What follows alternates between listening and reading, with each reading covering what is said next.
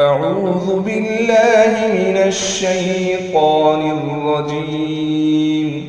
سورة الفيل مكية. بسم الله الرحمن الرحيم. ألم تر كيف فعل ربك بأصحاب الفيل؟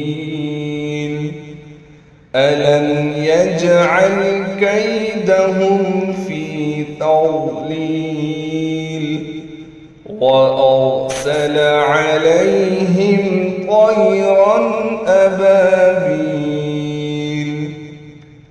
ترميهم بحجارة من سجيل فجعلهم كعصف مأكول.